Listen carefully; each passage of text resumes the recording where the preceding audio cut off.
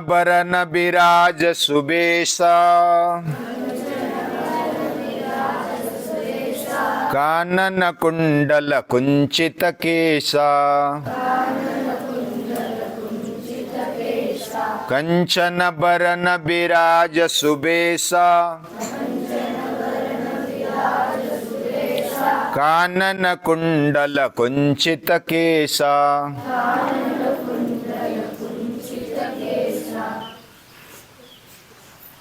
हनुमान अंदरूनी जैसे सुंदर है, शुद्ध है, स्वच्छ है, बहुत ही प्रिय है, वैसे वह बाहर से भी प्रिय लगते। ये वर्णन संत तुलसीदास कर रहे हैं। आपका शरीर कैसा है? आपका शरीर बहुत ही सुनहरा वर्ण है, सोने जैसा वर्ण है, कंचन वर्ण, और उसी से वो चमक रहा है। ऐसा वस्त्र भी धारण किया हुआ है, बहुत ही अच्छा वस्त्र है, और आपका शरीर भी चमकता हुआ है। दूसरी बात, आपके कानों में कुंडल है और आपके बाल घुंघराले हैं। घुंघराले मतलब ऐसे कर होते हैं ना, वैसे उनके बाल है।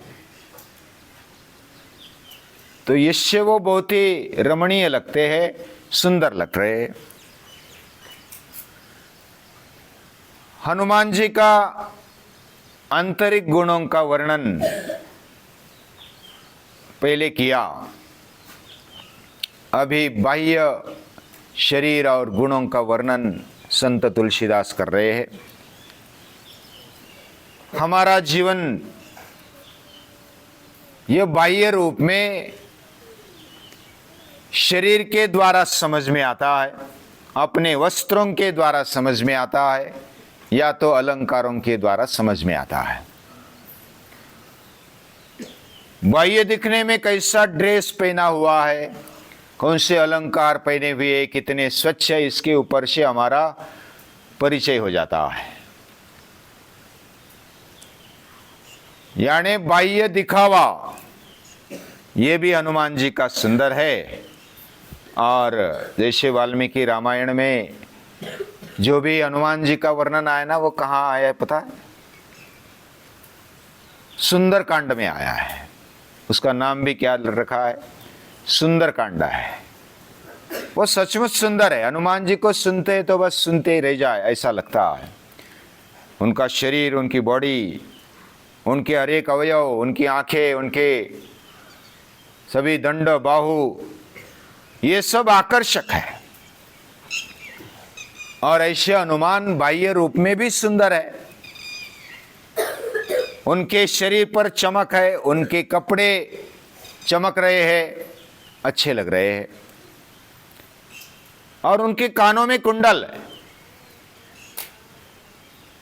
ऐसा बोलते हैं कि कुछ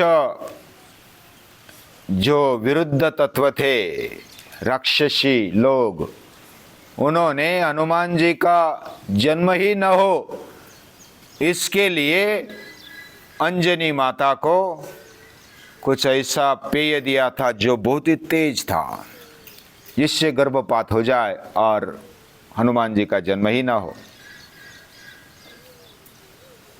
वह खीर समझकर पीने के लिए दिया अंजनी माता को। अंजनी माता ने उसको पी लिया, गर्भपात तो नहीं, उल्टा उनका गर्भ बहुत ही तेजस्वी बना, और वही हनुमान बन करके जन्मे। सूर्य जैसा तेजस्वी उनका शरीर है और उनका जीवन है। जो ऋषि श्रेष्ठ ऐसे याज्ञवल्क्य ऋषि हो गए, उनकी जो दो पत्नियां थी, उनका नाम क्या था? एक थी मैत्रेयी और दूसरी थी कात्यायनी। कात्यायनी उनकी पहले शादी हो गई, लेकिन मैत्रेयी बाद में आ गई। याज्ञवल्क्य विद्वान थे, ऋषि श्रेष्ठ थे,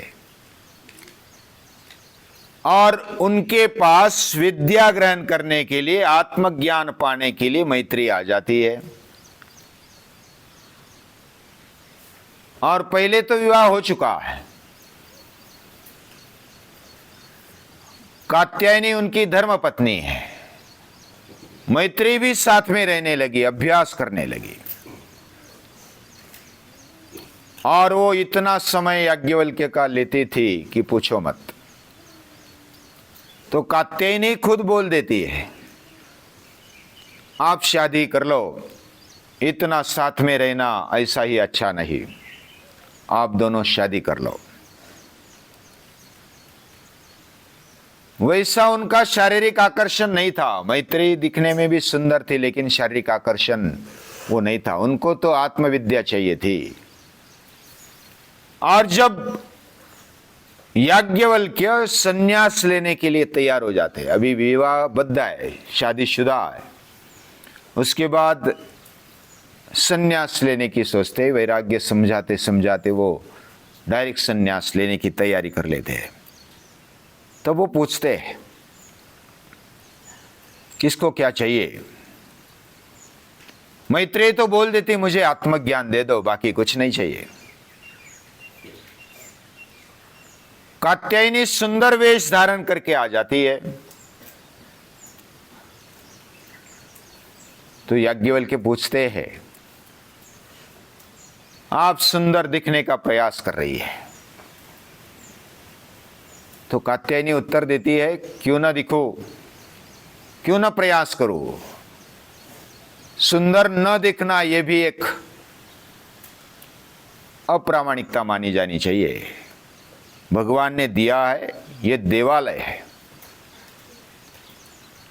भगवान ने हमें शरीर दिया है, इसको स्वच्छ और सुंदर रखना।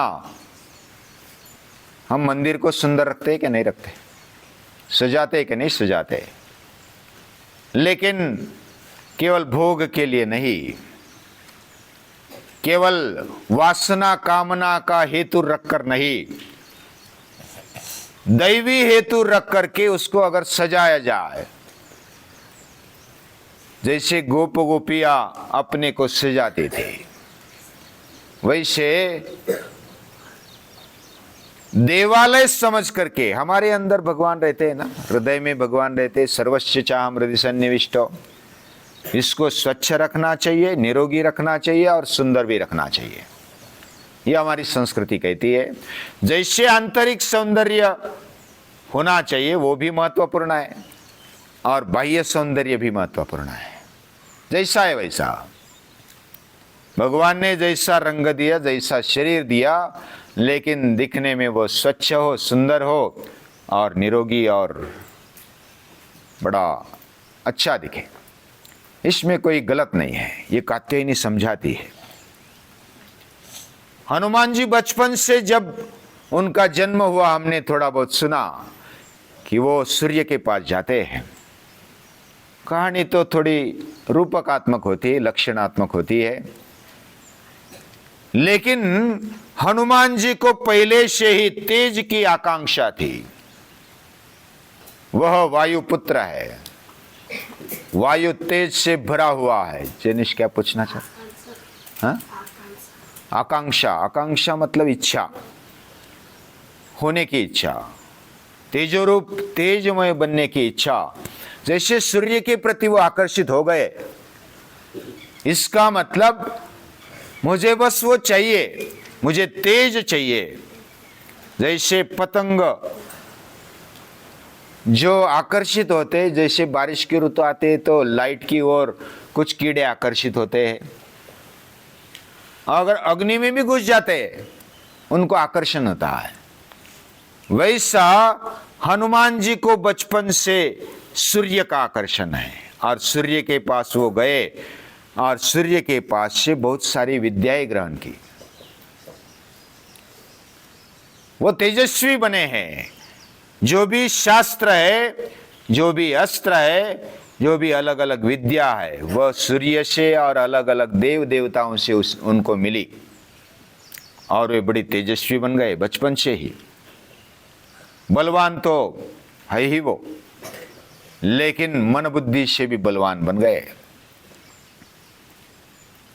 जैसा इधर और आगे बढ़ेंगे तो पता चलेगा, जब बाली के साथ रहते हैं, बाली यानी सुग्रीव का भाई,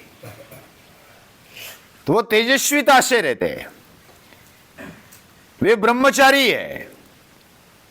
जिधर बताने की बात आती है, सुग्रीव को भी सुनाने की बात आती है कि ये गलत है, तो वो गलत बता देते हैं।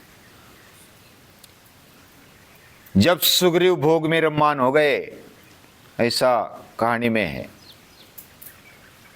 यानी सीता माता की खोज के लिए जाना था और बीच में समय गया, पहले बैठक हो गई, मीटिंग हो गई, और उसके बाद अभी सेना तैयार करनी है और सीता माता की खोज में निकलना है। बारिश चल रही थी, बारिश का ऋतु खत्म होने के समय ही निकलना था। अभी बारिश भी खुल गई, सुग्रीव की कुछ हलचल नहीं दिखी है, और इसलिए लक्ष्मण सुनाते हैं, हनुमान उनके साथ जाते हैं। हनुमान सुनाते सुग्रीव को कि हमारा कर्तव्य है, बाली को भी सुनाते, आप जो कर रहे वो गलत है, आप जो भोगवाद जीवन में मन में रखते वो गलत है। और इस प्रकार संस्कृति का कार्य तेजस्विता से करने वाले हनुमान हैं। एक बार ऐसी एक कहानी है, युधिष्ठिर और कृष्ण, भगवान कृष्ण को राजस्व यज्ञ की तैयारी करनी थी, और वो यज्ञ कराने के लिए स्पेशल ऋषि की आवश्यकता थी। और वो ऋषि कौन थे? वो पुरुष मृग उनका नाम था। पुरुष यानी उनका जो मुख था ना, वो पुरुष का था और बाकी शरीर मृग का था, यानी पुरुष और मृग, मृग यानी हरिण, हिरण, और उनकी गति बड़ी तेज थी। तो उनको लाने के लिए कौन जाएगा?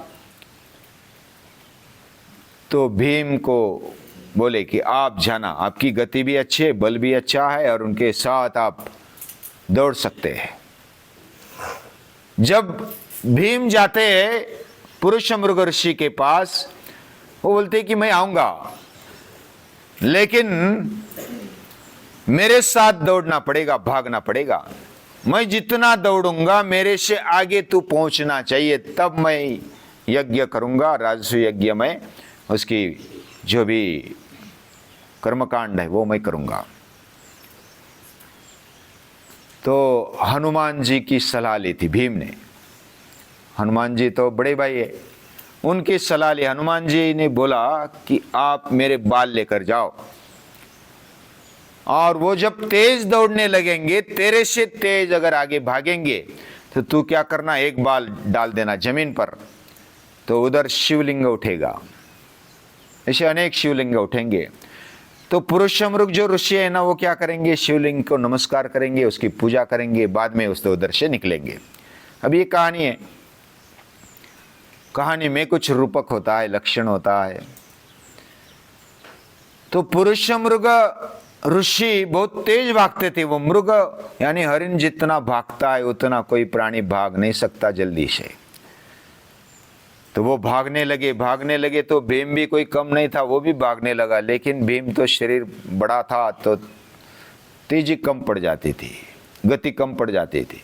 तो वो तुरंत बाल फेंक देते थे जमीन पर। जमीन पर बाल फेंक दिया तो उधर शिवलिंग आ जाते थे। शिवलिंग यानी मालूम है ना, वो पिंड आ जाते थे उधर। पुरुष मृग ऋषि तुरंत रोक देते थे अपने आप को, और उसकी पूजा करते, उसको फूल चढ़ाते, पूजा करते, और बाद में निकलते। तब तक भीम आगे निकल जाता। फिर दौड़ते दौड़ते, फिर हिरण की गति थी उनकी, तो बड़े तेज से आ जाते थे। ऐसे जाते जाते जब हस्तिनापुर तक आ गए, तब तक तो पूरे भिड़ गए थे, बाल भी खत्म हो गए थे। लेकिन भीम ने पहला पांव रखा और दूसरा पांव रखने के पहले पुरुष मृग ने पीछे का पांव खींच लिया उसका, यानी पूरा नहीं गया था भीम अंदर, तो पुरुष मृग ने उसका पांव पकड़ के रखा। तो उधर अभी ये कौन पहले गया, अभी गया तो नहीं है, आधा तो पकड़ के रखा है पुरुष मृग ऋषि ने, अभी क्या करना। तो कौन पहले पहुंचा, इसमें वाद विवाद हो गया। लेकिन युधिष्ठिर बड़े शांत और स्थिर स्वभाव वाले हैं।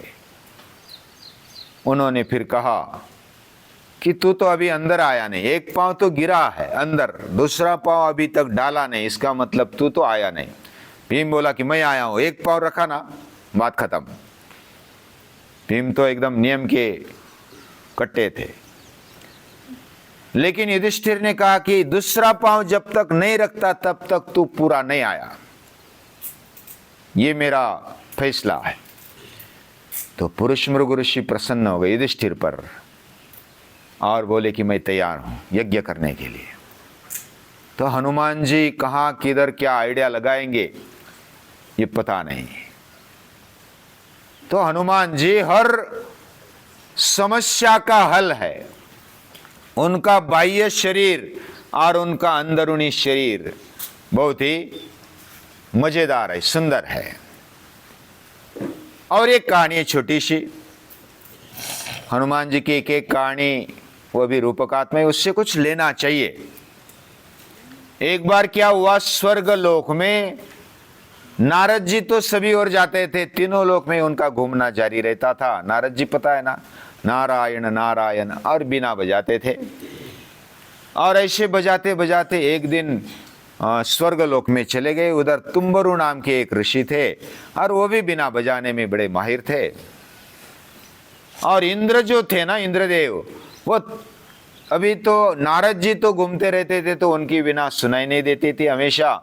तो तुम्बरु ऋषि थे, वो बीना बजाकर वह जो इंद्रदेव है उनको प्रसन्न करते थे और इंद्रदेव उन पर खुश रहते थे, तुम्बरु ऋषि पर।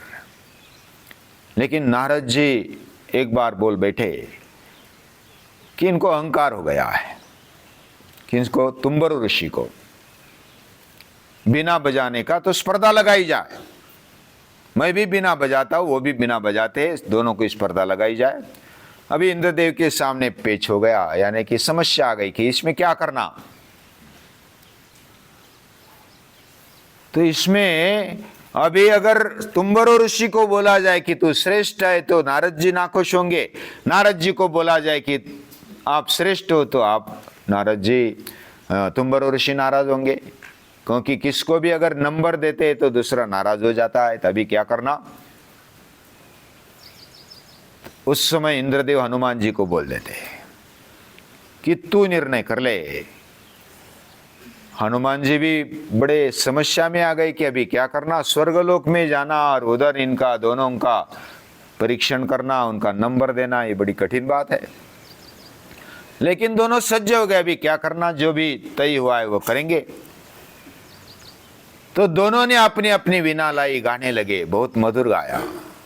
किसी को नंबर देना समझ में नहीं आया। हनुमान जी तो चुप रह गए, बस अभी किसको नंबर दे, मैं तो दूंगा हो गया। मैं तो बहुत, वो भी काव्य और गीत गाने में, गायन करने में, वाद्य बजाने में हनुमान जी भी कम नहीं थे, वो बहुत ही माहिर थे। लेकिन वो भी दंग रह गए। फिर बोले कि आपकी वीणा इधर दे दो, दोनों की वीणा ले ली। और जो खूंटी रहती थी ना, जो तार रहती है वीणा को, और उसकी खूंटी में उसको अटका दिया जाता है, उस खूंटी को निकाल दिया दोनों की। अभी दे दिया वो खूंटी को और बोलो कि बजाओ अभी। और खुद हनुमान जी ने भी बिना खूंटी वाली वीणा ले ली। वो दोनों तो क्रोधित हो गए कि ऐसा कैसा है, ऐसा कैसा परीक्षक है हमारा। लेकिन हनुमान जी तो गाने लगे गायन में, और जो भी बिना खूंटी वाली तार में से भी उन्होंने ऐसा सुर निकाला कि सभी दंग रह गए। नारद और जो तुम्बरु का अहंकार था वो ढीला हो गया। बोले कि हनुमान जी आप श्रेष्ठ है, आप विनम्र भी है और श्रेष्ठ भी है, आपके जैसा बुद्धिमान, आपके जैसा अंदरूनी और बाहर से सुंदर इस दुनिया में कोई नहीं।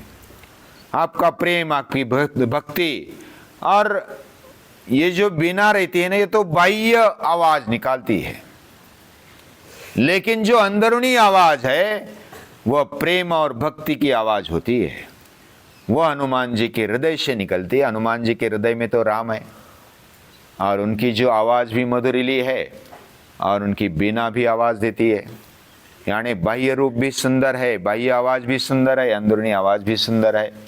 तो ऐसे अंतर बाह्य सुंदर ऐसे हनुमान जी को हम याद करते हैं, हर रोज उनको नमन कर रहे हैं, प्रणाम कर रहे हैं।